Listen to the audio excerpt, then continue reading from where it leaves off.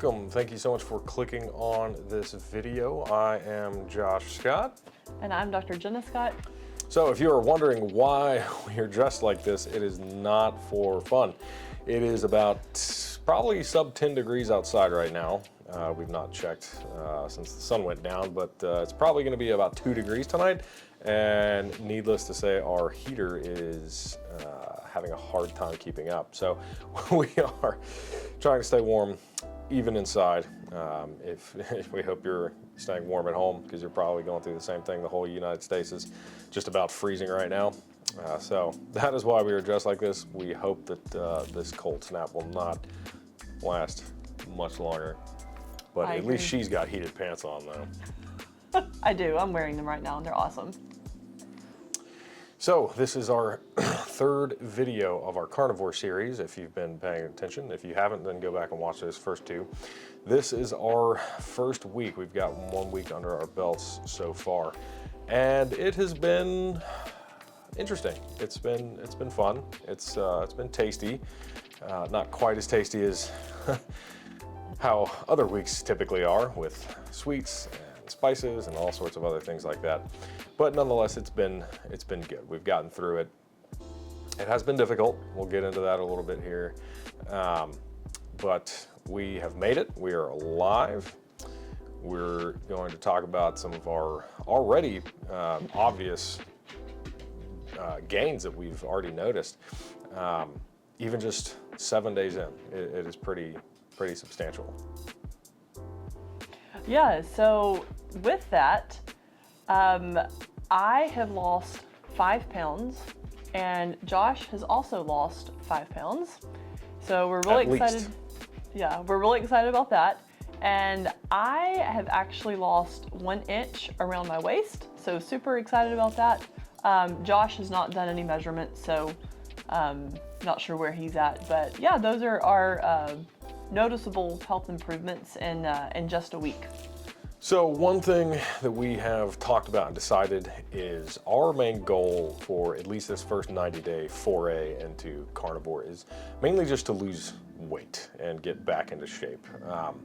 We've both got, a substantial amount of weight that we would love to lose. A good portion of that is visceral fat that's on the inside that, is connected to your organs that you can't really see necessarily, but is probably more damaging. So we're trying to just, get rid of all that. We're trying to, feel and look like we did when we were, early 20s, which that's been a while, but we'd love to feel like that again and look like that again.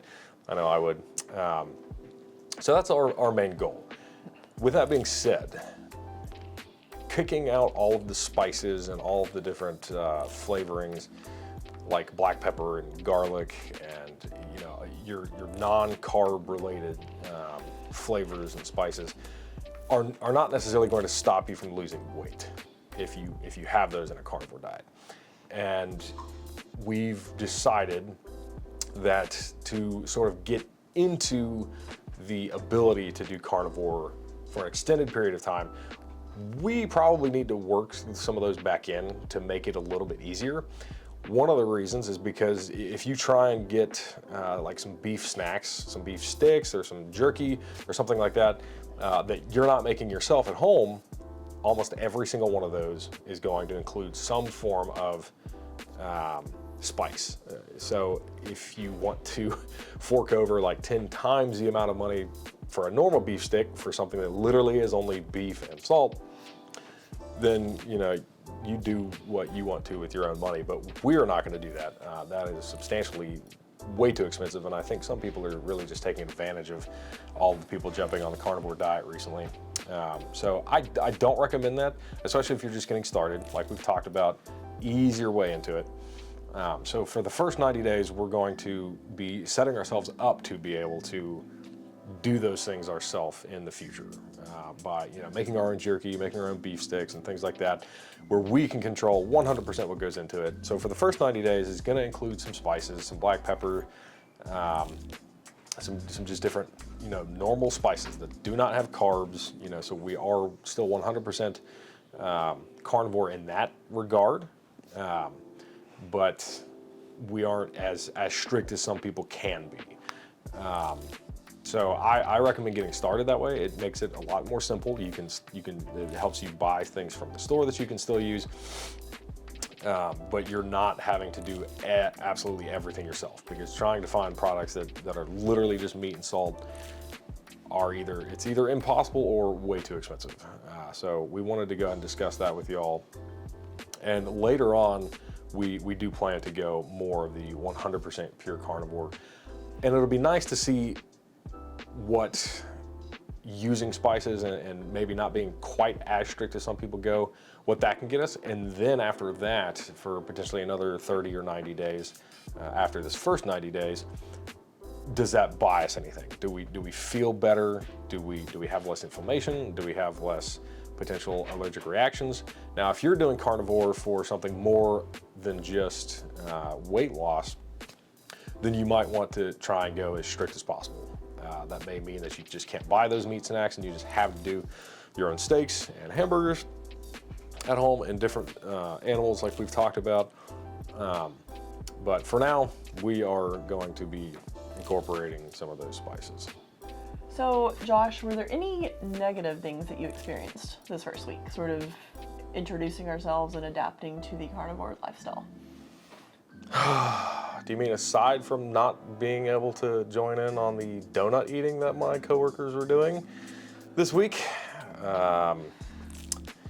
Yes, having to walk through Walmart and go get groceries and smell all of the smells and see all of the things that they strategically put all out through everywhere that you have to see and walk past, and you smell and you see and you remember the taste of how sweet sugar is.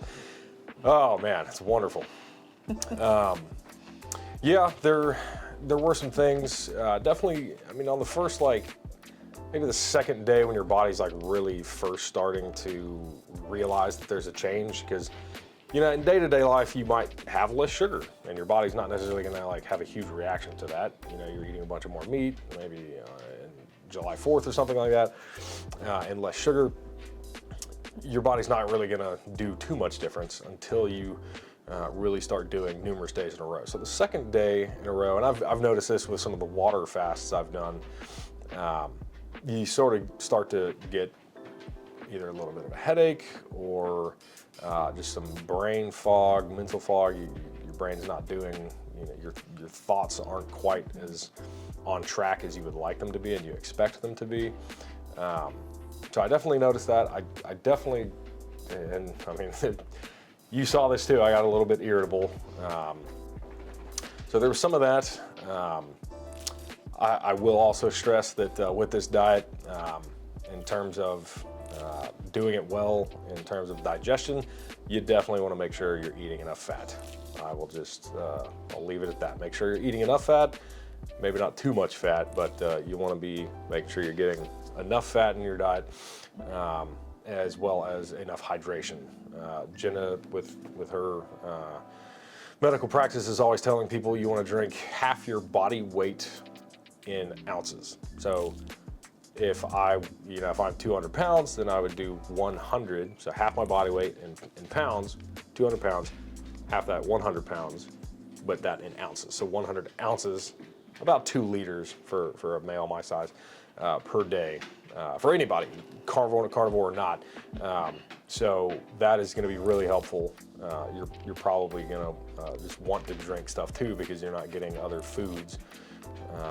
So yeah, just some definite mental fog and some maybe being a little bit snippy. I'm sorry about that. But that was me, at least all that I can remember. What about you? Yeah. Well, let me ask you another question. How long do you think that brain fog and sort of moodiness lasted for? Was it just day 2? Do you feel like it lasted the whole week? Probably just between day 2 and 3. Your body gets over it pretty quickly. And it may have been not having enough salt in my water. When you're doing this, you want to have some minerals, some salt in your water also, just to make sure your electrolytes are in balance. One thing that we also did was we were squeezing some lemon and lime juice in our water, which isn't necessarily carnivore, But in that transition period, you want to make sure you're transitioning well, because you can sometimes, depending on your diet, go into a keto flu, which can feel pretty terrible. They call it keto flu because it sort of feels like the flu, which I didn't experience much of that personally, but more of just the the mental fog, and that can also be from chemical imbalance. So make sure you're adding some, just a pinch or two of salt in your, a large size water, not to where it tastes super salty, but yeah, it did not last very long, and, sort of came out of that. And then, I've felt pretty good. I mean, in terms of not only losing the weight, I mean, I feel like my brain is working even better now than it was when I was on my normal diet. I've honestly felt less phlegm build up. I kind of have quite a bit of phlegm and had pretty bad allergies, and this could just be a low allergy season kind of time right now with it being so cold. But I feel less sneezy, less phlegm buildup. Even when I'm sleeping, I felt a lot of just more clean airways, which has been great. I think I've been snoring less and tossing and turning less. My sleep, I've definitely noticed to have felt better. Sometimes when I was in my, older ways, staying up late, eating, chips and other things late at night, when I'm playing some video games or something, or watching TV, or maybe having some beers here and there, was definitely not sleeping as well. And, I might sleep for the same amount of time, about some nights 6 hours, and wake up and feel horrible, and that whole day I'm just super tired. But actually last night I only got 6 hours of sleep. Felt amazing the entire day, woke up much easier, and so you get a lot more restful sleep when you're doing this diet as well. And Jenna will talk a little bit more about her experience with that as well. But overall, it's been much better than I expected, and it's been just much better than just my normal diet. I mean, already having lost 5 pounds, feeling better, sleeping better, what more could you want, So Yeah, how about you? What have you awesome. experienced? Yeah, so similar to Josh, I have had some similar experiences, some different ones. I would say the worst thing this week was day 3 specifically. It was Wednesday, and that was not a great day for me. I had a headache, which some people may not think that's that big of a deal. I get a headache maybe once a year, maybe even less than that. I'm very blessed in that way, but I had a pretty bad headache all day, and I sort of was prepared for that. I knew that the keto flu could happen, which again is flu-like symptoms, could include headache, but I woke up with a headache, had a headache all day long. I was very irritable, very moody. Just like Josh was sharing his moodiness with me, I also was sharing some of my snippiness and moodiness with him. But at least we were married, and we forgive each other easily and support each other, in this journey, especially knowing that we could both be experiencing that this week. So yeah, Wednesday was not a great day for me.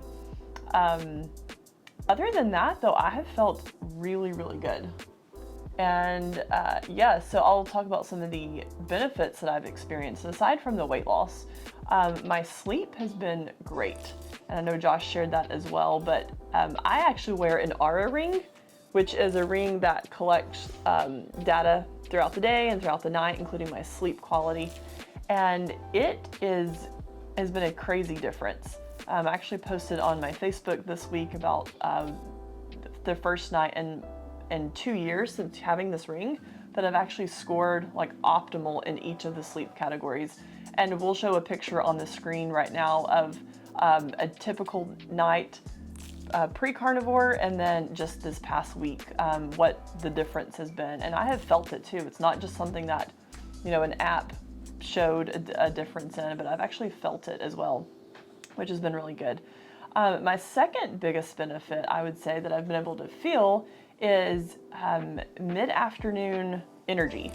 Not that I felt like an energy boost mid-afternoon, but I just felt stable all day long. Often people feel like an energy slump in the afternoon. Maybe it's because you didn't eat well for lunch, or you didn't eat at all, or blood sugars going up and down, and that can make you feel feel more tired. But I have not had that at all this week. Even Wednesday, when that was like my bad day, I actually, energy-wise, actually felt really good on Wednesday. So that's been my experience, and we're excited to see what the next few weeks and months lead to. Yeah, we hope that if y'all start carnivore or are doing carnivore yourself, that you're seeing those same kind of results as well.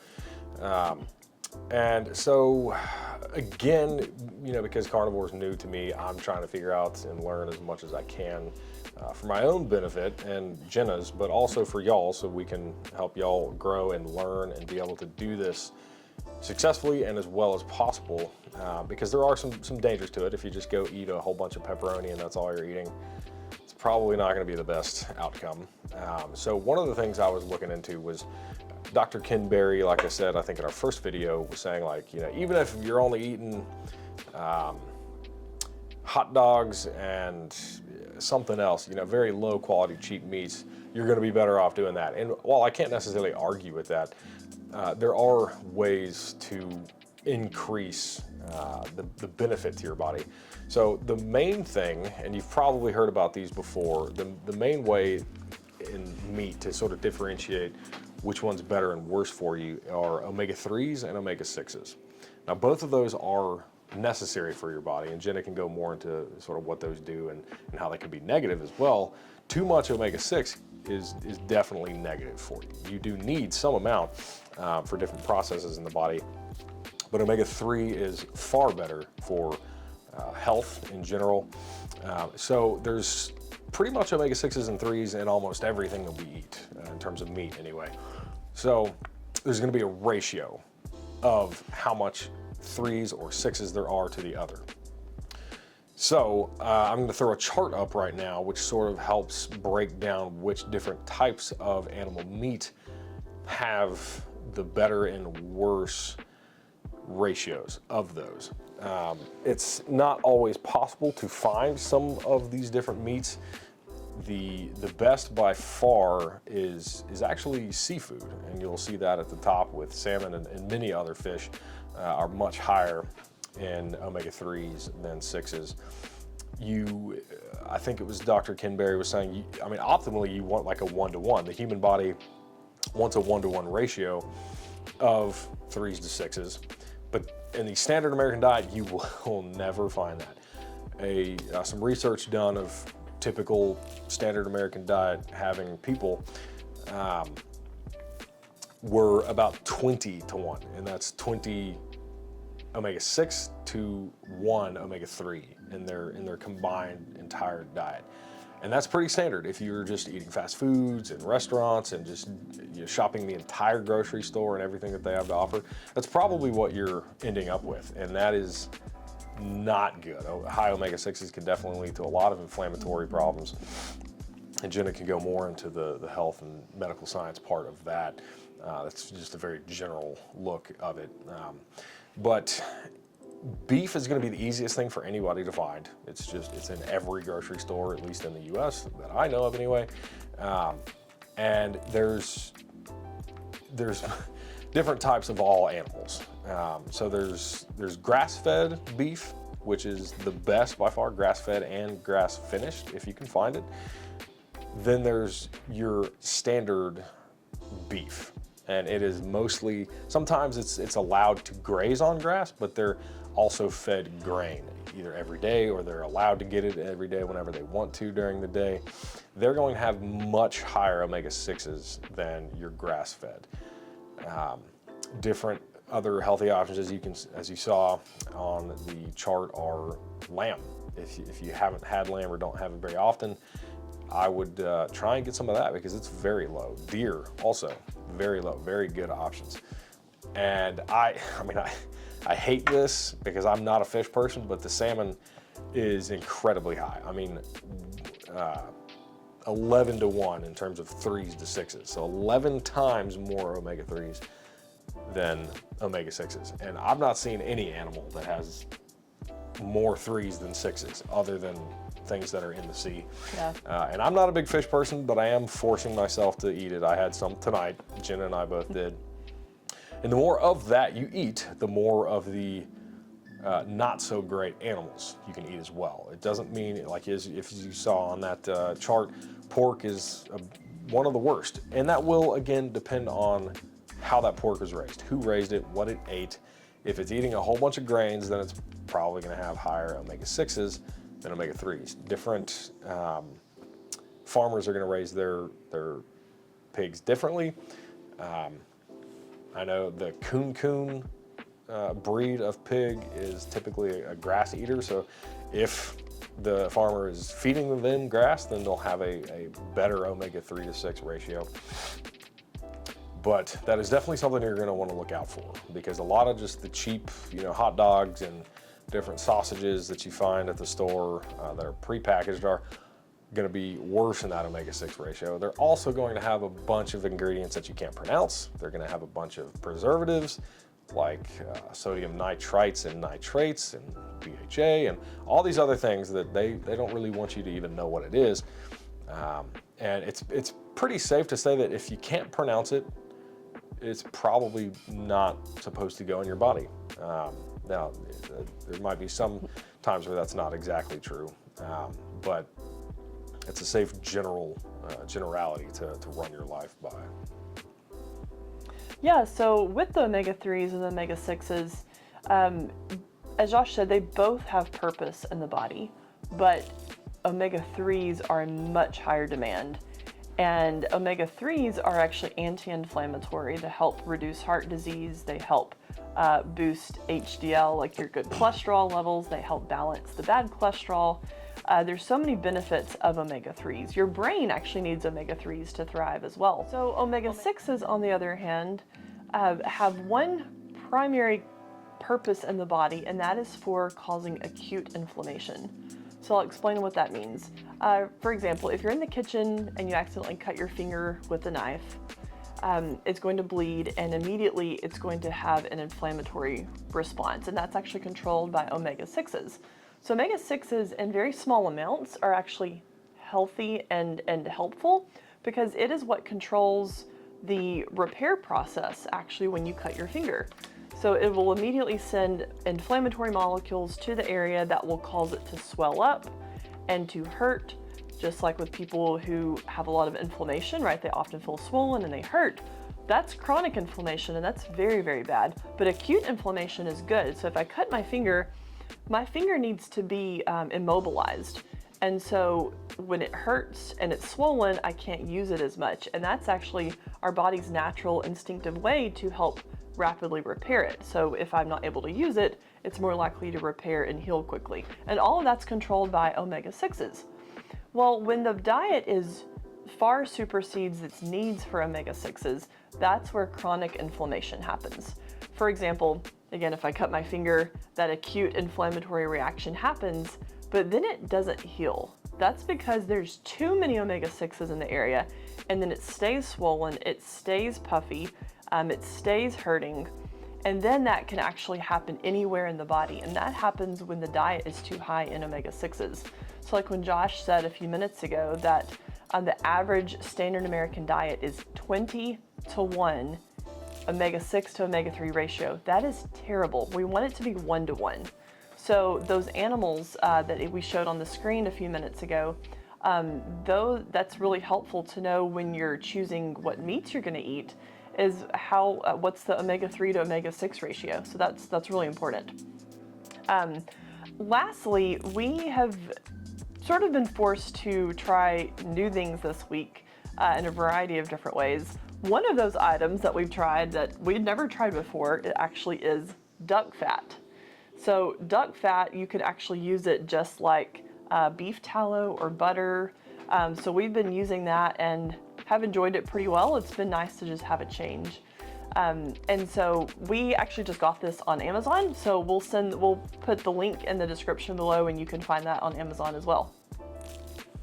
And like I said at the beginning, with us going more toward actually incorporating spices, for specifically just to make it easier for like having beef sticks and whatnot, because you want to be able to have a snack on the go, have things ready to go so that when, you know, craving kicks in or you're just really hungry and you didn't have a big enough breakfast or dinner or whatever it was, you want to be able to have those beef sticks ready to go. And one of the ones that I decided to go ahead and try was Tillamook, which I think we've had some of these in the past, just here and there. But these are great because they have 0 sugar. This is going to be carnivore friendly if you don't mind if there are some spices in there. We got this off Amazon as well, so we'll put the link in the description for this one also. Try them out. You know, I also got some at Sam's Club. You can find good ones there. Maybe some good ones at Walmart. A lot of those are going to be like the Jack Links. There's a bunch of sugar in those. You know, you really want to be, if you're doing this diet, you really need to learn how to read an ingredient list. And just the back nutrition facts area, you want to read that on everything you're eating now, because so many things just are chock full of sugar, chock full of MSG, chock full of preservatives, and you really don't want to be eating those things anymore.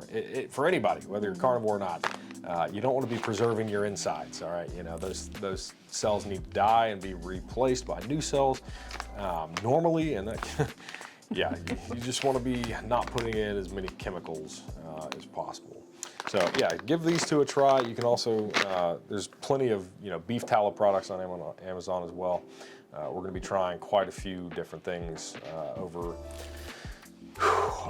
this next 83 days that we have left to go. And we'll be sharing our experiences with those. These tasted really good. So did the duck fat. A lot of people that I was seeing on Reddit recommended duck fat.